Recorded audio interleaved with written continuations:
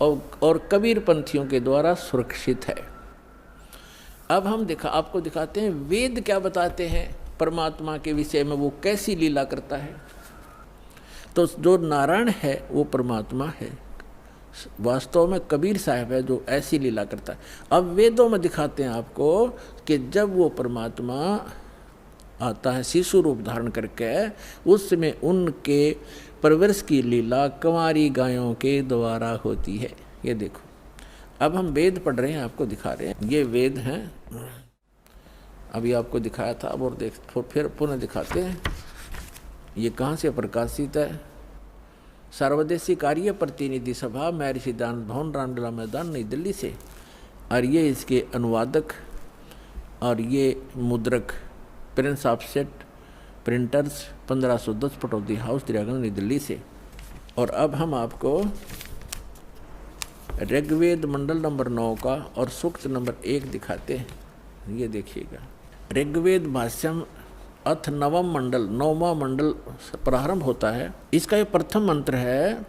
इसमें क्या लिखा है कि हे सोम स्वभाव परमात्मन, यानी परमात्मा की महिमा चल रही है। सोम माने परमात्मा, सोम, ये भी ध्यान रखना, अभी आगे चल के आपको ये हेल्प करेगा इस ज्ञान को समझने में। ये 1 नंबर मंत्र, मंडल नंबर 9 सूक्त नंबर 1 का अब मंत्र नंबर हम दूसरा पढ़ रहे हैं। इसमें है हे परमात्मन आप, है ना, परमात्मा की महिमा चल रही है, ये ध्यान रखना।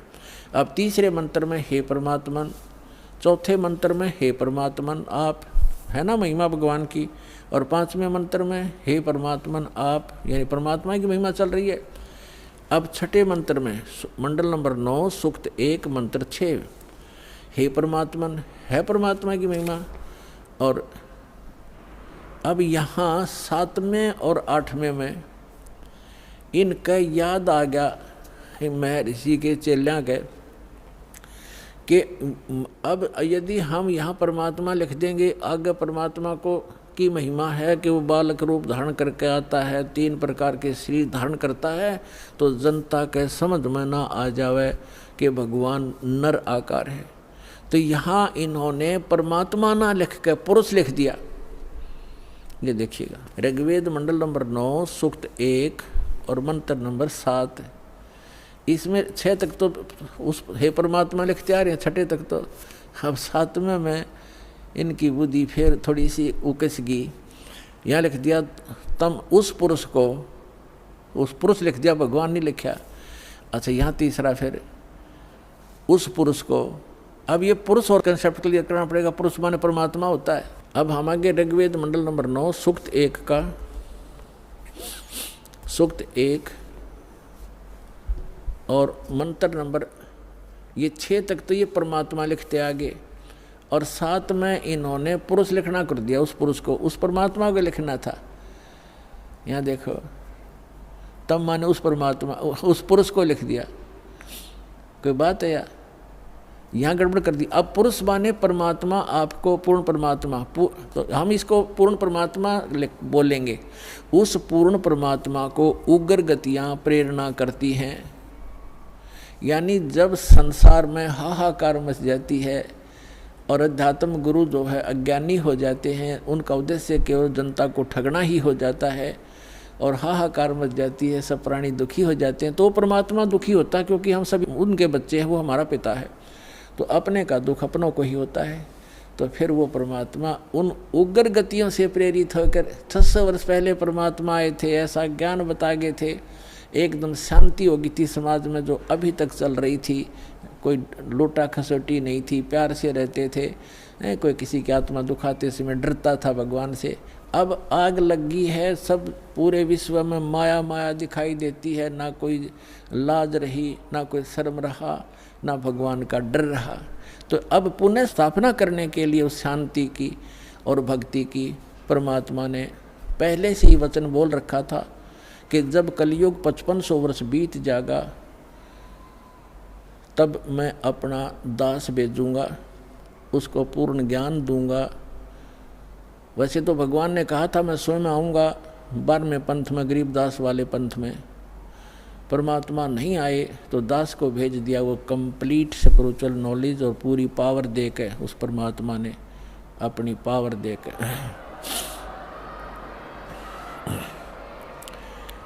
तो अब पुनः स्थापना होगी शांति की। तो अब यहाँ क्या बताते हैं कि उस परमात्मा को यहाँ की उग्र गतियाँ यानी खतरनाक स्थिति प्रेरणा करती हैं, तब वो परमात्मा एक सुभर शरीर सुंदर शरीर धारण करके यहाँ प्रकट होता है। जैसे 600 वर्ष पहले आए थे, उस समय भी पूरे जो है अध्यात्म मार्ग में लूटे खसोट चल रही थी, ऊत भूत की पूजा होती थी, ये दरे ढके पर ला रखा था सबको। तो परमात्मा ने आके पुनः स्थापना की थी और 64 लाख से सो गए थे उस दानक के, जिसको धानक कहते थे, दुल्हा कहते थे। यदि वो परमात्मा ना होते आज से 600 वर्ष पहले भारत वर्ष के अंदर 64 लाख से सोना कोई बालकों का खेल नहीं है। और सबको परमात्मा ने भक्ति से चार्ज किया, उनको सुख दिया, उनके आने वाले बच्चे उनके घर में जन्म लिया, वो अच्छी आत्माएं हुई। तो अभी तक चल रहा था, हमारे समाज में शांति बनी हुई थी। अब ये 50 वर्ष से उरे बिजली गिरती जारी है और अब तो पूछो ही मत। हे भगवान, जहाँ देखे माया माया दिखाई देती है, कोई शराब पी रहा है, कोई मांस खा रहा है, सरेआम हो गया। और कैसा हाहाकार, कोई सुल्फा पी रहा है, कोई बीड़ी पी रहा है, पूरा मानव दूषित और वातावरण दूषित हो गया। तो अब इस भक्ति से पुनः स्थापना होगी भक्ति की और विश्व में शांति की, परमात्मा का वचन है, ये तो होगा ही होगा। तो अब देखो क्या लिखा है, वेद क्या बता रहे हैं परमात्मा के विषय में, देखिएगा। हम ऋग्वेद मंडल नंबर 9 सूक्त 1 मंत्र नंबर अब 8 पढ़ेंगे। उस पुरुष माने परमात्मा को उग्र गतियाँ यानी भयंकर स्थिति प्रेरणा करती हैं और भासमान शरीर को यानी सुंदर शरीर को वह पुरुष वह परमात्मा प्राप्त होता है। और किस प्रकार होता है, अब यहाँ लिखा है कि जिसमें उस शरीर वो परमात्मा 3 प्रकार से दूसरों का वारण यानी कल्याण करने के लिए मधुमेह शरीर मिलता है उस परमात्मा को। वो परमात्मा ये समझो 3 प्रकार दूसरों का पालन करने के लिए, धारण पोषण करने के लिए, कल्याण करने के लिए 3 प्रकार क्या शरीर धारण करते हैं, 3 प्रकार से। अब जो दूसरी एक प्रकार का तो आपको बता दिया कि परमात्मा ऊपर रहते हैं, वहाँ उनके शरीर की शोभा मनुष्य दृश्य है, राजा के समान दिखाई देते हैं, सिर पे मुकुट है, छत्र है और तख्त पर बैठे हैं सिंहासन पर। और उनके एक रोमकूप में करोड़ सूर्य करोड़ चंद्रमा मिला दे, ऐसी रोशनी है उस परमात्मा के एक रोमकूप की। बाकी शरीर की कितनी होगी अंदाज़ा लगाया जा सकता है। और फिर वो परमात्मा दूसरी स्थिति में जब आता है, एक नवजात शिशु का रूप धारण करता है, तो दूसरी स्थिति बताई जा रही है। देखिएगा, ऋग्वेद मंडल नंबर 9 सूक्त 1 मंत्र अब 9 पढ़ेंगे हम, ये 9वां है। इसमें लिखा है कि अभी इमम अधन्या उत्सनंती धेनव, धेनो माने गायें, शिशु माने बालक रूपधारी, सोम माने परमात्मा, इंद्राय पातवे। इसका अर्थ है इमम माने उस, सोम माने परमात्मा, पुरुष माने परमात्मा को, पुरुष माने परमात्मा, क्योंकि इन्होंने यहाँ सोम माने परमात्मा होता है। ये देखिए शुरू में इसी सूक्त के प्रथम मंत्र में सोम शब्द है। ऋग्वेद मंडल नंबर 9 सूक्त 1 मंत्र 1 में, इस 1 में ये सोम शब्द है। सोम, सोम माने परमात्मन। तो यहाँ अब हम यहाँ भी सोम लेंगे। अब ऋग्वेद मंडल नंबर 9 सूक्त 1 मंत्र 9 में सोम शब्द है। सोम, उस परमात्मन को, उस परमात्मन को, उस पर पुरुष को, परमात्मा को जो शिशु रूप धारण करके आता है कुमार अवस्था में यानी बाल्य अवस्था में। अभी अधन्या, अधन्या माने अहिंसन, ये लिख दिया इन्होंने। अध्य माने अभी माने पूर्ण रूप से, सब प्रकार से। अधन्या माने बिना धनाई, धेनो माने गौवे। हमारे यहाँ अपने जो हमारे यहाँ क्षेत्र में हरियाणा के अंदर जो गायें दूध, नए दूध नहीं होती, गर्भ धारण नहीं किया उस जिसने, तो उसको ये कहते हैं ये बिना धनाई है, अधन्या। क्योंकि ये कुछ शब्द हमारी लैंग्वेज में संस्कृत के, कुछ पंजाबी के, कुछ वैसे अन्य भाषाओं का भी समावेश है। जैसे अब इंग्लिश वर्ड भी गढ़े हो गए शब्द हमारी भाषा में, ऐसे पहले से हमारे कुछ शब्द मिले हुए हैं भाषा में। तो हम अधन्या माने बिना धनाई, अभी अधन्या पूर्ण रूप से यानी कंवारी, धेनो माने गौवे, उस परमात्मा की जो शिशु रूप धारण करके जब आता है, उनके परवरिश की लीला कंवारी गायों के द्वारा होती है, ये वेद बताते हैं। और वो किस परमात्मा की हुई है? श्री कृष्ण की का इतिहास आपके पास जीवनी है, श्री रामचंद्र की जीवनी आपके पास है, जिनको आप भगवान माना करते थे, या ब्रह्मा विष्णु महेश की दिखा दो इतिहास, उन्होंने ऐसे कंवारी गाय का दूध पिया हो। तो who is God? Kabir is God. और कौन कबीर? जो काशी में आए थे, धानक दुल्हा।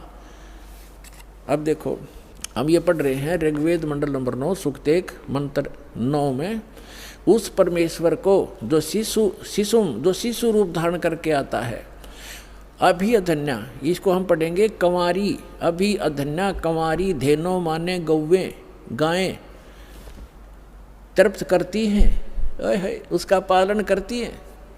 पालन की लीला कंवारी गायों के द्वारा होती है। और ये किस परमात्मा की हुई? कबीर गौड की। आपको कबीर सागर से प्रमाणित कर दिया था। ऋग्वेद मंडल नंबर 9 सूक्त 86 और मंत्र नंबर 26 पढ़ेंगे।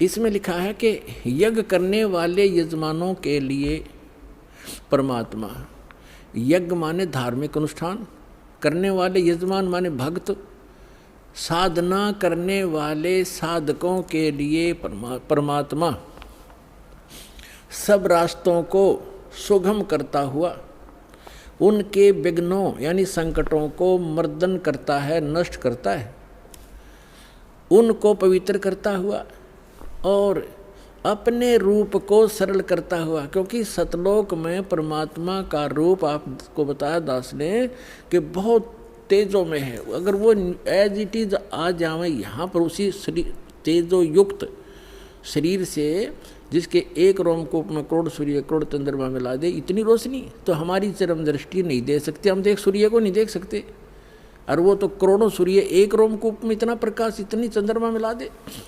तो इसलिए परमात्मा हल्का अपने रूप को सरल करके आते हैं।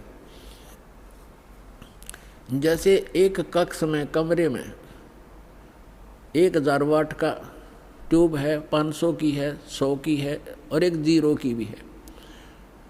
अब या 10 वोल्टेज की है, वाट की है, तो उस सब बंद करके एक 10 वाट की चालू कर दी या 5 वाट की, तो जितना आवश्यक प्रकाश उससे है वो हो गया, बाकी वो है विद्यमान लेकिन वो प्रकाश ऑफ कर लिया। ऐसे वो परमात्मा का जो शरीर है इतना नूरी है, उसको कम करने के लिए वो अपने उस ऐसे स्विच ऑफ करके ओनली सिंपल सा प्रकाश युक्त शरीर यहाँ रख लेते। तो उसका प्रमाण यहाँ देखिएगा, ये पढ़ रहे हैं ऋग्वेद मंडल नंबर 9 सूक्त 86 मंत्र 26 पढ़ रहे हैं, 86 का 26। अपने रूप को सरल करता हुआ, अपने रूप को, शरीर अपने रूप को, सकल को सरल करता हुआ वह कांति में परमात्मा। ये देखो इन्होंने यहाँ गड़बड़ी कर दी। ये देखो ये है कबीर, हम कबीर बोले हैं, बै बोला ना हम कबीर, वेदों को वेद बोलते हैं, तो यहाँ कबीर हम इसको कबीर लिखा, कबीर। इस रै को इन्होंने संधि छेद करके अपसर्ग लगा दिया, अपसर्ग लगा के इसका अर्थ कर दिया, कवि का अर्थ कर दिया सर्वज्ञ। कवि कोई सर्वज्ञ नहीं होता, ना आज तक होया है, परमात्मा ही सर्वज्ञ होता है। यहाँ अर्थ नहीं करना चाहिए था, अर्थ करके अनर्थ किया इन्होंने। यदि कहीं किसी काव्यकार की महिमा वर्णित हो और वहाँ कवि शब्द हो तो वहाँ अर्थ किया जा सकता, काव्यकार कर दे, सर्वज्ञ वहाँ भी नहीं किया जा सकता। तो यहाँ कबीर देव लिखना था। जैसे ये यजुर्वेद है, आपको प्रमाण दिखाते हैं। जैसे ये एक पुस्तक है यजुर्वेद, इस पर ऊपर र लगा हुआ है। अब इसी में प्रमाण दिखाते हैं आपको। ये देखिएगा, ये यजुर्वेद है, ये महर्षि दानंद द्वारा ही इसका अनुवाद है। ये प्रकाशक सार्वदेशी कार्य प्रतिनिधि सभा 2/5 महर्षि दानंद रामनाथ नई दिल्ली से। और ये महर्षि दानंद द्वारा इसका अनुवाद है और ये यहाँ से छपा है। इसके हम आपको ले चलते हैं 36वें अध्याय के, यह 60 अध्याय यानी 36वां अध्याय 36 30 36 36 36। और यहाँ आगे हम ये यजुर्वेद है और यहाँ देखिएगा इसका प्रथम मंत्र है। इसमें लिखा है कि रचम वाचम प्रपदे मनो यजु प्रपदे, ये यजु शब्द है, इसका 2 उपसर्ग लगा रखे। अब इसका अनुवाद महर्षि दानंद जी ने यहाँ कर रखा है, देखिएगा इसमें यजु, ये यजु शब्द है, इसका अर्थ यजुर्वेद लिख दिया, बिल्कुल सही। अगर इसका अर्थ कर देता तो ये महिमा यजुर्वेद की थी, और यहाँ यजुर्वेद लिखना पड़ा, ये रे ला के हमको यजुर्वेद बोलना, यजुर्वेद, तो यहाँ रे इसने यजुर्वेद लिखा, बिल्कुल सही लिखा। अगर यहाँ अर्थ कर देते तो महिमा यजुर्वेद की थी, तो कैसे समझते कि किसकी महिमा है, ये अनर्थ हो जाता। इसी प्रकार यहाँ इन अनुवादकर्ताओं ने कबीर का अर्थ लिखना था, कबीर देव, यहाँ कवि का अर्थ जैसे अपसर्ग भी लगे हैं तो इसको लिखना था कबीर देव है उस परमात्मा का, वो कबीर देव माने साहब परमात्मा, कबीर हम कबीर बोल रहे हैं, कबीर देव लिख देती है, देव माने परमेश्वर और कबीर माने कबीर। हम कबीर साहब कहने लगे अपनी लोकल भाषा में, हम वह को वह बोलते हैं, और कबीर कबीर, कबीर देव, कबीर साहब, कबीर भगवान, कबीर अल्लाह, अल्लाहू अकबर।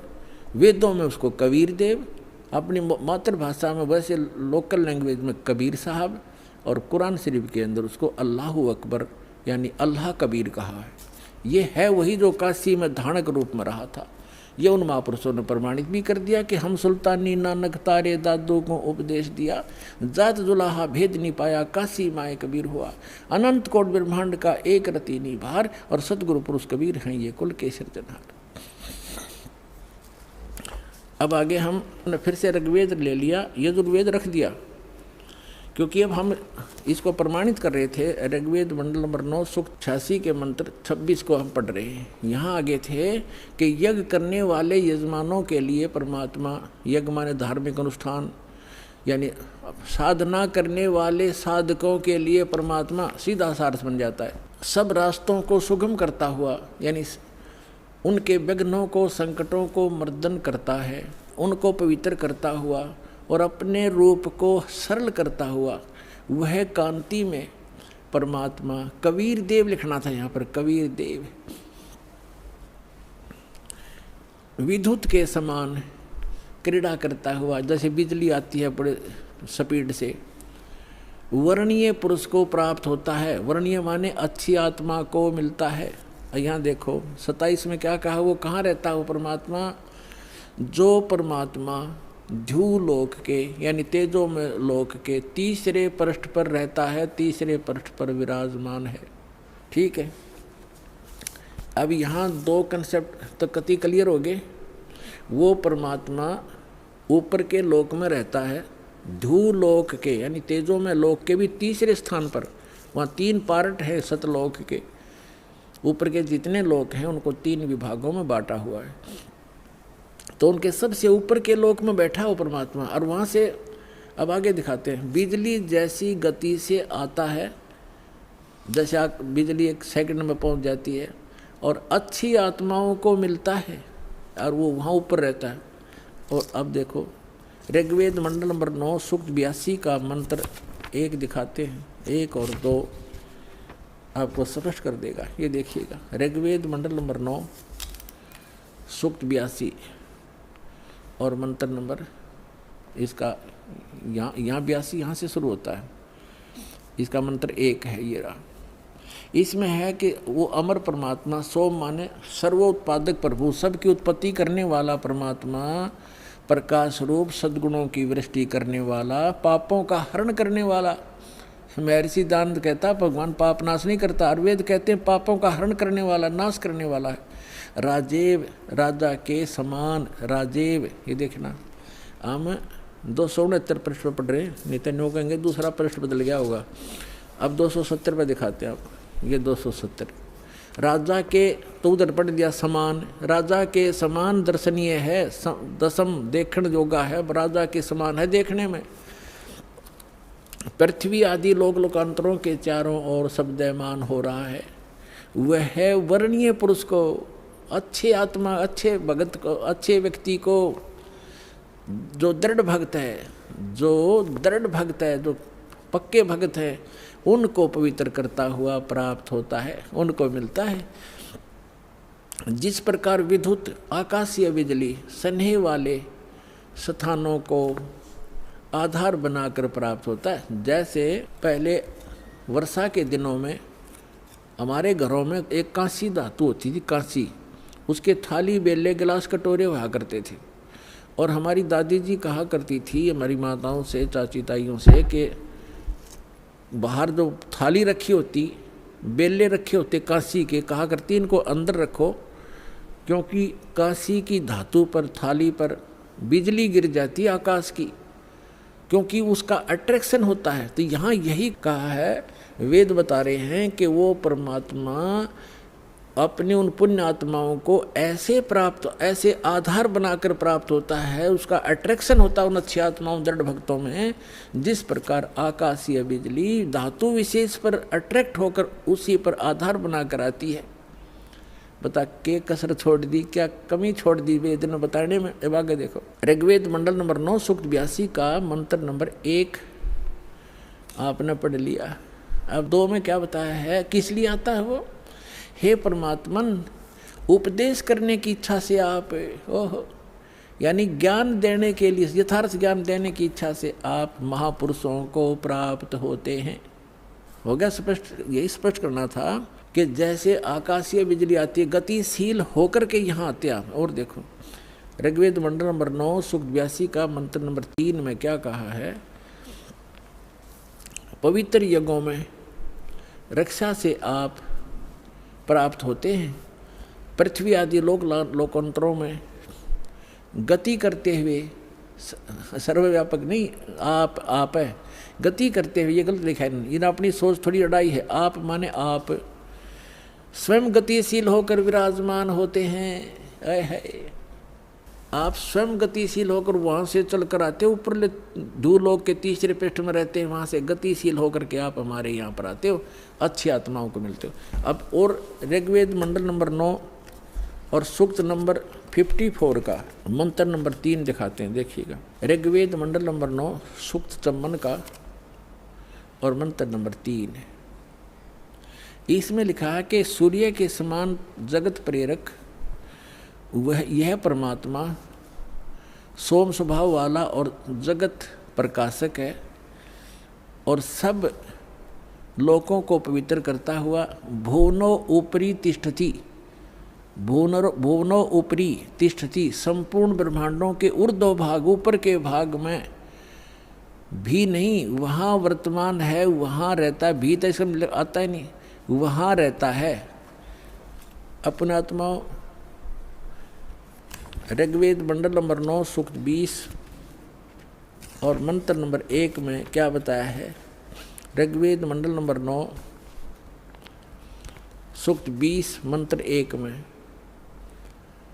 यो 20 मंत्र 1 में वह परमात्मा, यहाँ लिखना कबीर देव, ये कवि नहीं, ये कबीर देव, ये ऊपर लिखा कबीर देव, इस रे को इन्होंने यहाँ कबीर लिखना था, कबीर देव, वो कबीर परमेश्वर मेधावी, यहाँ लिखना था कबीर परमेश्वर है, वह परमात्मा कबीर देव है, कबीर परमात्मा वह कबीर देव है जो सबका रक्षक है, विद्वानों की तृप्ति के लिए ज्ञान को देता है। विद्वान यानी वही आकर के वो ऐसा ज्ञान देता जिससे बुद्धिमान लोग तृप्त होते हैं, संतुष्ट होते हैं, और सहनशील है, संपूर्ण दुष्टों को संग्रामों में यानी ज्ञान के युद्ध में तिरस्कृत करता है, सबको पराजित कर देता है अपने तत्व ज्ञान से। नानक साहिब जी ने कहा था, फाई सूरत मुल्क की वेश, ए ठगवाड़ा ठगी देश, खरा सियाणा होता बार, लोगों ये धानक रूप रहा करतार। देखो ये धानक रूप, ये दुल्हा रूप में बैठा है, ये भगवान, ये भगवान। ये श्री गुरु ग्रंथ साहिब जी के प्रश्न नंबर 24 पर ये वाणी पूरी अंकित है। गुरु ग्रंथ साहिब के 721 पृष्ठ पर कहा है कि एक अर्ज गुप्तम पेश तोदर कून करतार हक्का कबीर करीम तू भी ए परवरदिगार। हक्का कबीर माने सत कबीर।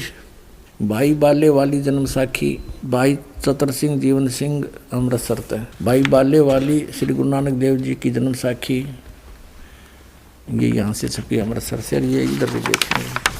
यहाँ पृष्ठ नंबर 197 पे काजी रुकन दीन सूरा था, उसके साथ वार्ता हो रही है नानक जी की।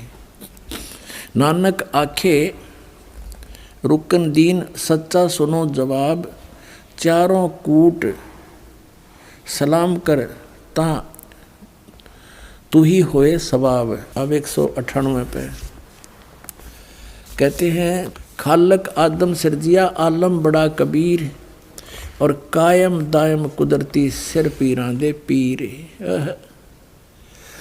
अब देखो यहाँ आलम बड़ा कबीर और सब पीरां दे पीर, सिर पीरां दे पीर। इसका अर्थ इसी दासा हो गया, जिस खालक यानी परमात्मा ने आदम जी की रचना की, आदम जी को उत्पन्न किया, वह आलम माने परमात्मा, बड़ा यानी सबसे सुप्रीम, सबसे सर्वशक्तिमान वो कबीर परमात्मा है जिसने आदम की भी रचना की। और कायम दायम कुदरती, और वही गुरु रूप में सिर पीरों के पीर, वही गुरु रूप में यहाँ आता है। सजदे करे खुदाई नो आलम बड़ा कबीर। कुरान शरीफ का ज्ञानदाता कहता है कि वो कबीर भगवान है जिसने 6 दिन में सृष्टि रची। ये कुरान शरीफ है, पवित्र कुरान शरीफ, और इसके विषय में लिखा है। कुरान शरीफ से नवानी संस्करण, प्रकाशक हैं लखनऊ किताबघर, मौसम बाग, सीतापुर रोड, लखनऊ, यहाँ से छपा। अब हम इसके सूरत फुरकानी 25 पर आते हैं। ये देखिएगा, ये सूरत कुरान शरीफ है और सुरतुल फुरकानी, इसको सूरत बोलते हैं, सुरतुल फुरकानी यानी सूरत फुरकानी 25। अब इसमें यहाँ से देखेंगे, ये देखिएगा, ये 52 नंबर आयत है। 51 यहाँ समाप्त होती है, ये 52 शुरू होती है। फला तुतियल काफिरन व जाहिदहुम बिही जिहादन कबीरन, ये स्पष्ट लिखा कबीरन। फला तुतियल काफिरन व जाहिदुम बिही जिहादन कबीरन, कबीरन माने कबीर के लिए तू संघर्ष कर। वो तो काफिर जो है वो नहीं मानते कबीर इज गॉड, लेकिन मैं कह रहा हूँ वो कबीर है सब कुछ। अब यहाँ कबीरन कहो, कबीर कहो, खबीर कहो, खबीरा कहो। अपने आत्माओं, अब क्या सिद्ध हुआ कि परमात्मा मनुष्य सदृश है। पवित्र वेदों ने बता कि वो परमात्मा धूलोक के 3रे पृष्ठ पे यानी ऊपर तेजो में, धूलोक माने तेजो में लोक में वो परमात्मा विराजमान है। और मनुष्य सदृश है, राजा के समान दर्शनीय है, वहाँ से चलकर आता है, अच्छी आत्माओं को मिलता है। तो ये लीला करी किसने है? परमेश्वर कबीर साहब ने, काशी वाले दानक परमात्मा ने, काशी वाले जुल्हे ने की। तो हुई इज गॉड। बोल सतगुरुदेव की।